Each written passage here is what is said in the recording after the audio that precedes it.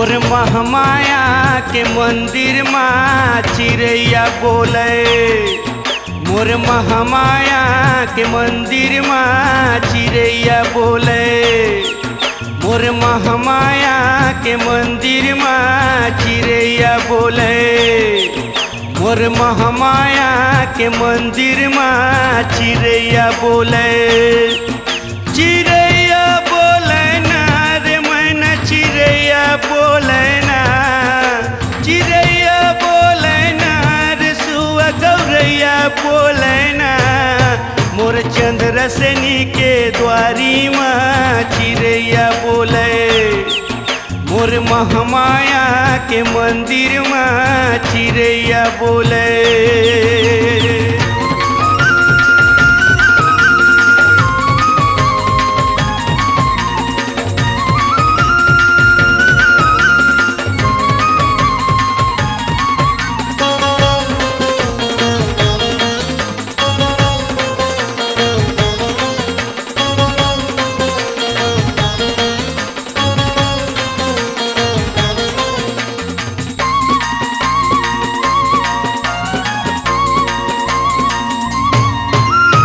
गजमोतियन के चौक पुराए तीरे तीरे लगे है के वड़िया।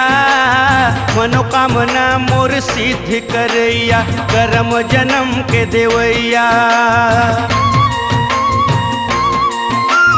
गजमोतियन के चौक पुराए तीरे तीरे लगे है के वड़िया। मनोकामना मोर सिद्ध करैया करम जन्म के देवैया। केवड़िया खोले ना रे भैया केवड़िया खोले ना। केवड़िया खोले ना रे भैया पर्योना बोले ना। मोर चंदरपुर के मंदिर माँ गौरैया बोले। मोर महामाया के मंदिर माँ चिड़ैया बोले।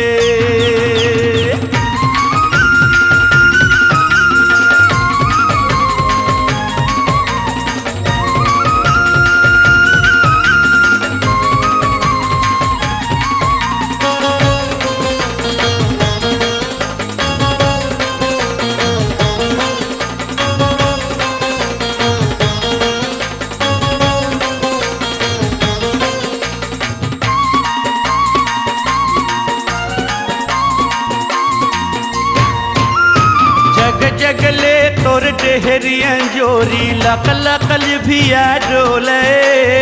7 जन्म के पुण्य हुवत है कोंधरले पड़ की बोले। मोर जन्म के सफल करैया सब सुख दुख माया बे। नवा किरण के नवा अंजोरी तन मातिया जलाबे। पर्योना बोले ना रे भैया चिड़ैया बोले ना। चिड़ैया बोले ना रे सुआ चिड़ैया बोले ना।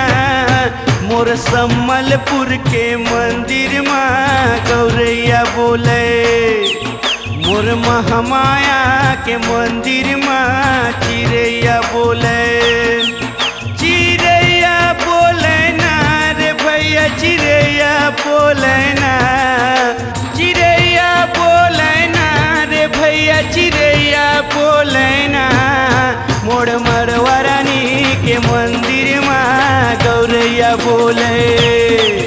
मोर महामाया के मंदिर माँ चिड़ैया बोले।